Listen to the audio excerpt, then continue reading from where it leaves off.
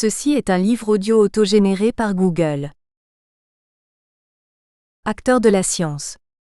Collection dirigée par Richard Moreau, professeur honoraire à l'Université de Paris 12. Et Claude Brzezinski, professeur émérite à l'Université de Lille. La collection Acteurs de la science est consacrée à des études sur les acteurs de l'épopée scientifique moderne, à des inédits et à des réimpressions de mémoires scientifiques anciens, à des textes consacrés en leur temps à de grands savants par leurs pairs, à des évaluations sur les découvertes les plus marquantes et la pratique de la science. Dernière parution. Richard Moreau, Pasteur et Besançon. Naissance d'un génie 2009. Jean-Dominique Bourzat, une dynastie de jardiniers et de botanistes, les Richards. De Louis XV à Napoléon III, 2009. Thomas de Vittori, les notions d'espace en géométrie 2009. René Valery-Rado, La vie de Pasteur 2009. Roger Tessou, Une histoire de l'ulcère gastro-duodénal 2009. Nausicaa Sabalios, Le système de santé Navarro. Savoir rituel et scientifique de 1950 à nos jours, 2009. Jérôme Janicki, Le drame de la thalidomide. Un médicament sans frontières, 1956 à 2009, 2009. Étienne Mollier, Mémoire d'un inventeur. De la photographie 35 mm au rétroprojecteur 1876 à 1962, 2009. Pierre de Félix, Histoire de l'optique 2009. Marie-Thérèse Pourpry, Des mathématiciens à la Faculté des sciences de Lille, 1854 à 1971, 2009. Roger Tessou, Dictionnaire biographique des médecins, chirurgiens et anatomistes de la Renaissance 2009. Alexis et Dominique Blanc, Les personnages célèbres des Côtes-d'Armor 2008.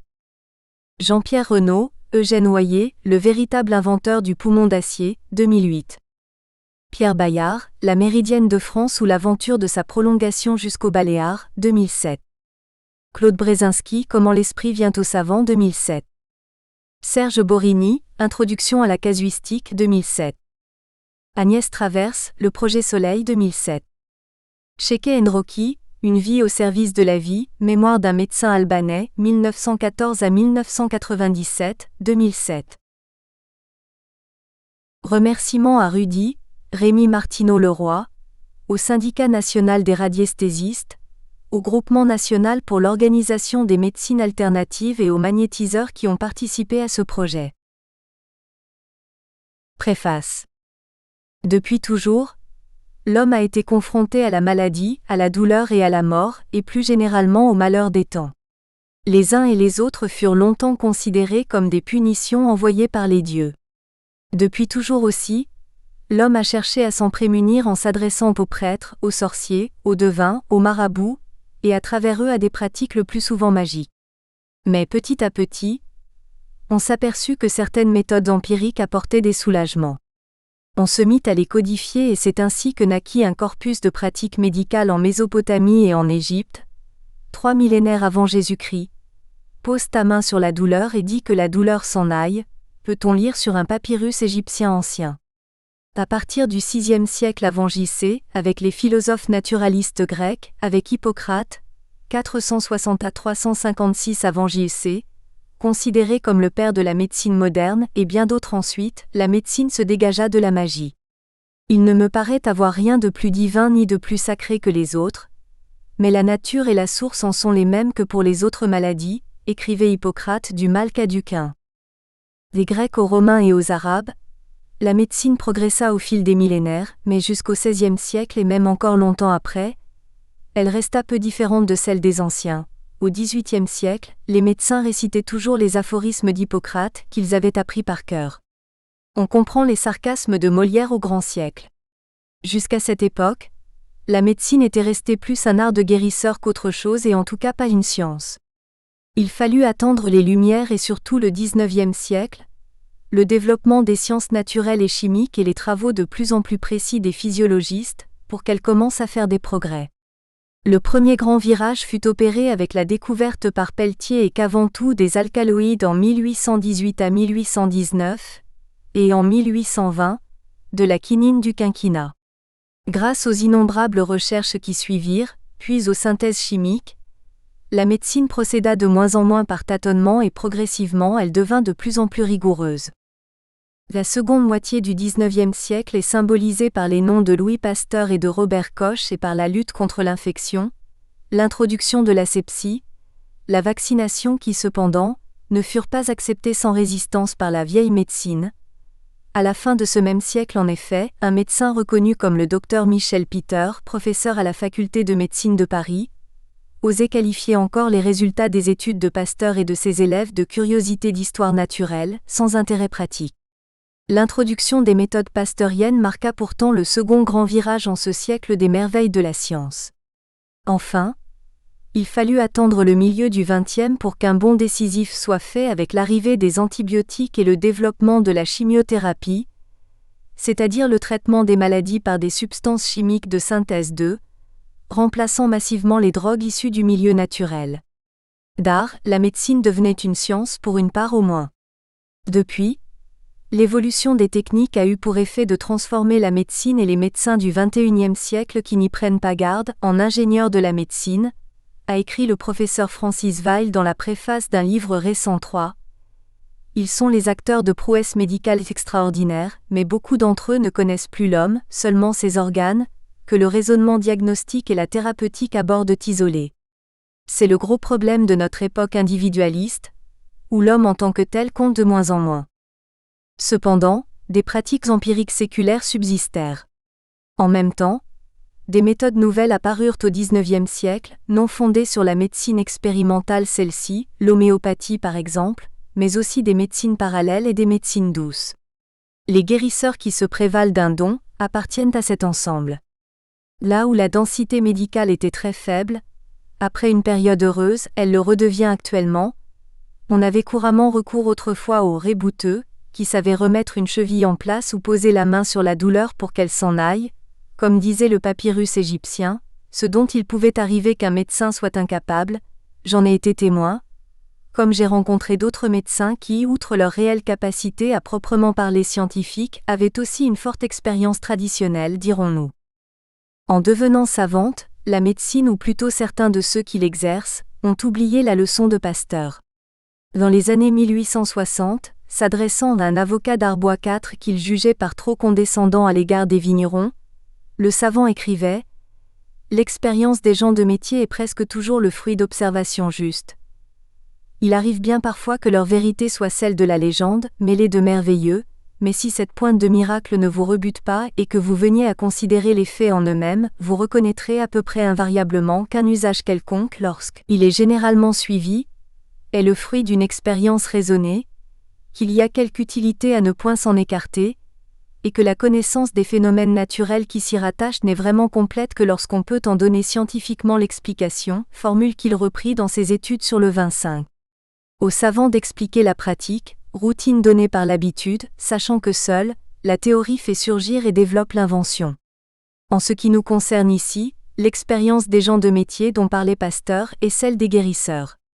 L'ignorer ou la mépriser serait des fautes. La pratique verticale de nombre de médecins hospitaliers, notamment qui restent, souvent anonymes et déterminés à le rester, debout à côté du lit. Debout, l'entretien se réduit à quelques mots. Assis, pourrait s'instaurer un véritable colloque singulier, garant d'un échange en profondeur et d'une véritable relation soignant-soigné, écrit aussi le professeur Weil, le développement d'une médecine ingénierisée, standardisée, trop souvent déshumanisée et sans âme, s'ajoutant à elle oubli des structures ritualisées, voire au désintérêt des représentants des religions. Autrefois, les curés étaient souvent plus ou moins rébouteux et connaissaient les simples, en sus de leur mission de médecin des âmes, ont entraîné en réaction le succès croissant de méthodes alternatives qui se veulent proches de l'homme. Cet attrait peut correspondre à un besoin de rapports humains nouveaux, à une certaine recherche de spiritualité dans une société qui en manque de plus en plus, et à l'espoir confus en un monde meilleur. C'est aussi le signe d'un malaise social accru. Encore faut-il démêler le bon grain et l'ivraie. La limite est ténue entre d'innombrables guérisseurs, charlatans plus ou moins clandestins qui sévissent un peu partout, et les vrais guérisseurs, bénévoles ou ayant pignon sur rue. Il arrive que certains des seconds soient même sollicités par le corps médical lorsqu'une pathologie lui paraît d'ordre psychologique. C'est tout l'intérêt de ce livre de les entendre.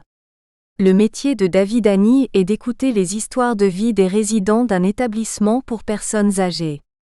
Désireux d'avoir sa propre idée sur la réalité quotidienne des guérisseurs en appliquant ses méthodes, il a été conduit à faire une enquête auprès de 5 d'entre eux, 3 femmes et 2 hommes, qui travaillent dans la région Champagne-Ardenne, celle où il poursuit lui-même son activité de collecteur de mémoire. 3 exercent en milieu urbain, 2 en milieu rural. Tous sont déclarés. L'auteur relate directement ses conversations avec eux, selon une règle que j'ai connue autrefois quand, étant étudiant, j'enquêtais sous la houlette de Jean Garneret sur la vie dans les campagnes comtoises. David Hani a donné ainsi aux professionnels qui ont collaboré avec lui l'occasion de s'exprimer et, in fine, de soulever un coin du voile. Richard Moreau, professeur émérite à l'Université de Paris 12. Introduction. Il est même certaines gens qui exigeraient, s'il leur venait un ange, une plume de son aile pour l'encadrer dans leur salle à manger. Au-delà de ce que l'on croit réel, et de ce que l'on suppose imaginaire est pourtant la porte la plus désirable du monde, je sais cela aujourd'hui. Elle s'ouvre sur le jardin de la vie, que les affamés de preuves ne connaîtront jamais. Les 7 plumes de l'aigle, Henri Gougaud. Guérisseur. Ce simple mot peut suffire à transformer une sympathique réunion de famille en une véritable guerre de tranchées. Étrange nom, qu'en ce début de XXIe siècle, la question de l'efficacité réelle ou supposée de ces individus à qui l'on prête d'étonnants pouvoirs curatifs continue de soulever autant de passions. Régulièrement, les médias essaient de trancher le débat. Mais à l'évidence, sans grande influence, car si l'on en croit les sondages, l'opinion publique reste divisée sur le sujet. De leur côté, les scientifiques travaillent. Certains essaient de comprendre, en observant ou en mettant en œuvre dans la plus stricte impartialité des protocoles de recherche, mais leurs travaux sont généralement peu connus du grand public. Et puis d'autres, se sentant investis d'une mission de salubrité publique, ne voient dans l'étude de ce phénomène qu'une ultime croisade à mener. Héros flamboyants d'une modernité débarrassée de ses chouettes et de ses amulettes, leur but avoué est d'épurer le corps social des charlatans, escrocs et gourous parmi lesquels, selon eux, les guérisseurs figurent en bonne place. Cernés par tous ces discours, on en oublierait presque nos guérisseurs. Et eux-mêmes les premiers intéressés, qu'en pensent-ils ? Et qui sont-ils d'ailleurs ? Comment envisagent-ils leur pratique ? Comment voient-ils leur avenir ? C'est pour tenter d'apporter une réponse à toutes ces questions que je me suis attelé à la réalisation de cet ouvrage.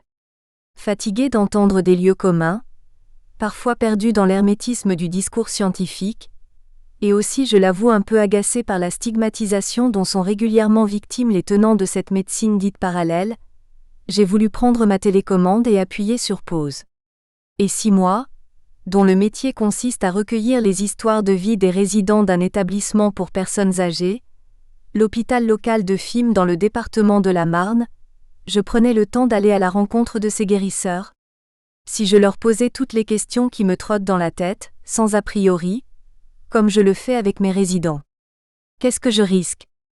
Je le répète, dans ce domaine, les émissions de télévision, les livres, les articles de journaux, n'ont qu'un impact très faible sur l'opinion publique. Alors l'effet de ce livre que vous tenez entre les mains ? Car j'entends déjà les critiques. Oui, mais rien ne les empêche de vous raconter des histoires. En leur donnant la parole, vous prenez le risque de les faire passer pour des agneaux alors que ce ne sont peut-être que des charlatans. Ce n'est pas faux. En même temps, le débat ne m'a pas attendu. D'autant que vous n'êtes ni scientifique ni expert. Et la méthodologie, en quoi consiste-t-elle ? J'y viens. Ce qui caractérise ce travail, c'est justement une absence totale de méthodologie. Je m'explique. Idéalement, je souhaitais constituer un échantillon sinon représentatif, au moins diversifié, comportant des femmes, des hommes, implantés dans le département de la Marne car il s'agit du département où j'exerce mon activité professionnelle, et exerçant aussi bien en milieu rural qu'en milieu urbain. Mon but était de leur offrir un espace d'expression pour qu'ils aient la possibilité de rendre compte d'un vécu, d'une expérience. Afin que chacun dispose de tout le temps nécessaire pour présenter et argumenter son propos, j'ai choisi de me limiter à 6 interlocuteurs. La méthode retenue pour sélectionner ces guérisseurs est celle utilisée habituellement. En général, les personnes qui consultent utilisent le bouche à oreille ou les pages jaunes et parfois, pour les plus méfiantes, elles effectuent en plus quelques vérifications, notamment auprès des syndicats de professionnels. Ces derniers, s'ils ne sont pas exempts de tout reproche, ont au moins le mérite d'essayer de séparer le bon grain de l'ivraie en s'engageant à faire respecter à leurs adhérents un code de bonne conduite, généralement présenté sous la forme d'une charte. Pour ma part, j'ai commencé par prendre contact avec le Groupement national pour l'organisation des médecines alternatives, GNOMA, la plus connue des associations françaises de guérisseurs. À la suite d'un entretien téléphonique, j'ai pu obtenir 3 adresses de magnétiseurs exerçant dans le département de la Marne. Ce sont Jacques, André et Anne. Ensuite, je me suis laissé guider par le bouche à oreille. Cette méthode m'a rapidement conduit sur les pas de Françoise, radiesthésiste de profession. Il me semblait intéressant pour un ouvrage sur les guérisseurs, de ne pas interroger que des magnétiseurs et de faire entendre la voix d'une praticienne dont la spécialité est beaucoup moins répandue. À l'issue de notre premier contact, j'ai su qu'elle faisait partie du Syndicat national des radiesthésistes, SNR. Le bouche à oreille m'a également permis d'obtenir un autre numéro de téléphone. Hélas, bien que disposé à me rencontrer, le guérisseur n'a pas souhaité que son témoignage figure dans ce livre. C'est d'autant plus regrettable que ce monsieur présentait la particularité d'exercer en dehors du cadre légal, qui réglemente ce genre de pratique. Qu'il soit néanmoins ici remercié pour sa gentillesse et son hospitalité. En ce qui concerne Béatrice, j'ai opté pour la démarche qui en apparence offre le moins de garanties puisqu'après avoir ouvert les pages jaunes, je m'en suis remis au hasard. Résultat de mes démarches. Sur 6 personnes contactées dans le département de la Marne, 5 m'ont répondu favorablement après que je leur ai exposé mes intentions de vive voix ou par courrier. Parmi ces 5 guérisseurs, il y a 3 femmes, 2 hommes, 3 personnes travaillant en milieu urbain, 2 en milieu rural. Les 5 sont déclarés et ont pignon sur rue. Pour recueillir ces témoignages, j'ai adopté l'attitude qui selon moi doit prévaloir lorsque l'on s'invite dans l'intimité des gens et que l'on pourrait résumer par ces mots : neutralité bienveillante. Concrètement, cela consiste à laisser la personne s'exprimer, l'écouter, ne pas hésiter à demander des explications ou à la relancer s'il y a lieu. Autrement dit, se mettre en situation d'écoute, d'ouverture et donc de disponibilité intellectuelle. Pour les plus sceptiques, je ferai juste remarquer que s'ils ne sont pas prêts ou disposés à entendre ce que les guérisseurs ont à dire, les propos qui vont suivre n'ayant bien évidemment pas été censurés, qu'ils se rassurent. Ce livre est biodégradable et quantité d'ouvrages passant au grill, les guérisseurs les attendent sur les rayonnages des librairies. Tout au long des entretiens, j'ai veillé à ne jamais perdre de vue que c'est moi et moi seul qui étais à l'initiative de ce projet. Non seulement ces personnes ne m'ont rien demandé, mais elles ont accepté de m'accorder de leur temps et de jouer le jeu des questions-réponses, sans rien exiger en retour. Ce livre n'est pas un ouvrage scientifique. C'est la raison pour laquelle j'ai volontairement décidé d'épargner le lecteur d'encombrants commentaires sur l'attitude et le comportement des guérisseurs, le déroulement des entretiens, dans quel cadre, etc. De la même manière, je n'ai pas souhaité tester les guérisseurs. En premier lieu, je n'en ai ni les attributions, ni les compétences. Ensuite, la méthode pour ce genre d'expérimentation me semble a priori plutôt hasardeuse. Encore une fois, ce n'est ni un livre scientifique, ni un livre critique, il s'agit d'un recueil de témoignages. Mon but n'est pas de distribuer des bons points, mais de permettre aux guérisseurs de lever un coin du voile. Ma position est claire, elle repose sur un constat très simple. Tous les guérisseurs rencontrés travaillent et paient des impôts. Ils font partie du corps social et à ce titre, ils méritent d'être écoutés. Après, libre à chacun de se faire sa propre opinion. Pour conclure, je précise que si tous les guérisseurs ont joué le jeu sans exigence, 3 d'entre eux ont néanmoins posé comme condition le strict respect de leur anonymat. Les 2 autres ne voyaient pas d'inconvénient à ce que soit divulguée leur identité, mais pour des raisons d'équité, j'ai choisi d'appliquer une seule et même règle pour tous. Tous ces témoignages sont donc anonymes. Aucun patronyme n'est mentionné, et les prénoms cités sont fictifs. Quiconque a déjà recueilli des témoignages, quels qu'ils soient, en vue d'une publication ou d'une exposition, sait pertinemment combien il est difficile de mentionner les noms des personnes interrogées. La plupart des gens, même pour des témoignages anonymes au contenu anodin, n'engageant ni leur moralité, ni leurs convictions politiques ou religieuses, rechignent à témoigner en leur nom propre. À mon sens, cette précaution ne remet rien en cause, et certainement pas la valeur de ces témoignages qui constituent, je le rappelle, l'intérêt de ce livre. Cet arrangement aura au moins le mérite de dissiper un malentendu. On ne pourra pas suspecter les guérisseurs d'avoir voulu se faire de la publicité à bon compte. Je ne suis pas dupe. Sachant parfaitement que dans ce genre d'entreprise, chacun y trouve son compte, j'imagine que pour leur part, ils ont vu dans ce travail l'occasion de pouvoir s'exprimer et de défendre des idées ou en tout cas de les faire entendre. Alors si tel est leur vœu, qu'ils soient écoutés et pourquoi pas entendus. 2. Définition. Guérisseur. Toute personne exerçant des traitements, des soins sans être médecin. Selon les pays et les époques, les guérisseurs peuvent être ou non munis de diplômes officiels. Le Petit Larousse illustré, 2004.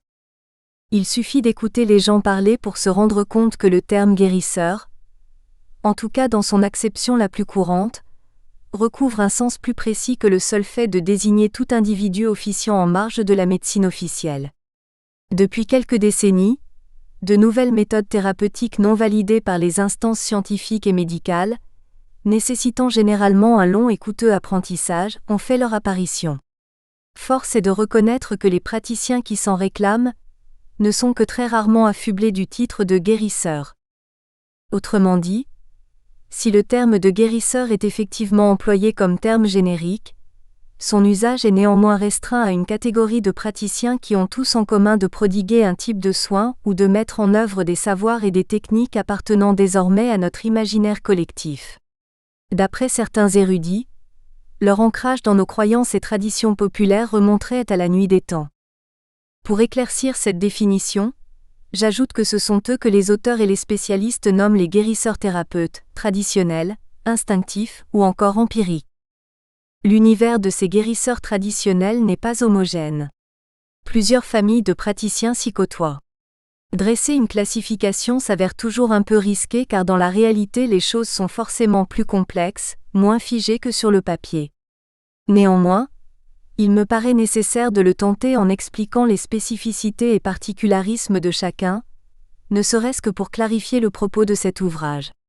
Dans cet ensemble aux contours imprécis et fluctuants, deux catégories se détachent assez distinctement, les guérisseurs généralistes et les guérisseurs spécialistes. 1. Le guérisseur généraliste.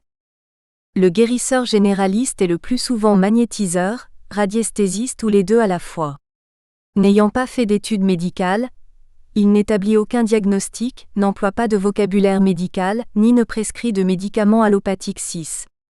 Ce type de guérisseur se caractérise par le sentiment sincère de détenir un don, dont il ignore généralement l'origine et le mécanisme. Son action thérapeutique repose essentiellement sur la mise en œuvre de ce don. Il est à noter que les termes de don et de pouvoir sont de plus en plus rejetés par les guérisseurs généralistes. En effet, nombre d'entre eux préfèrent parler d'aptitude ou de prédisposition physiologique, manifestant ainsi leur volonté de se distancier de la sphère magique ou religieuse. Avant de décrire la manière d'opérer du guérisseur généraliste, il convient de rappeler la base théorique autour de laquelle s'articule ce mode de guérissage. Ainsi que l'énonce Dominique Camusset, comme les radiesthésistes, les magnétiseurs considèrent que le corps humain fonctionne sur le modèle d'une pile électrique et qu'il se charge et se décharge selon l'énergie qu'il reçoit ou dépense au cours de ses activités. De cette conception découle la possibilité pour une personne rechargée à bloc de transmettre à une autre son rayonnement électrique. Le magnétiseur. Magnétiseur. Guérisseur censé agir à distance au moyen de son fluide magnétique, mis en œuvre notamment par l'imposition des mains. Le Petit Larousse illustré, 2004. Pour le magnétiseur, conformément au principe énoncé plus haut, la maladie résulterait d'un déséquilibre énergétique affectant un ou plusieurs organes. Que ce déséquilibre soit dû à un déficit ou à une surcharge, le rôle du magnétiseur consiste donc à harmoniser l'organe déficient. Avant d'entreprendre un soin, n'étant pas médecin et ne disposant d'aucune analyse médicale, Il doit d'abord repérer la douleur et identifier le dysfonctionnement. C'est généralement par le truchement de sa ou ses mains S, utilisé S comme instrument de détection, que lui parviennent les informations dont il a besoin, en l'occurrence, la nature du dysfonctionnement. Ces informations, le magnétiseur les reçoit sous la forme de sensations. Ces dernières sont difficiles à décrire et à répertorier, car elles évoluent d'un magnétiseur à l'autre.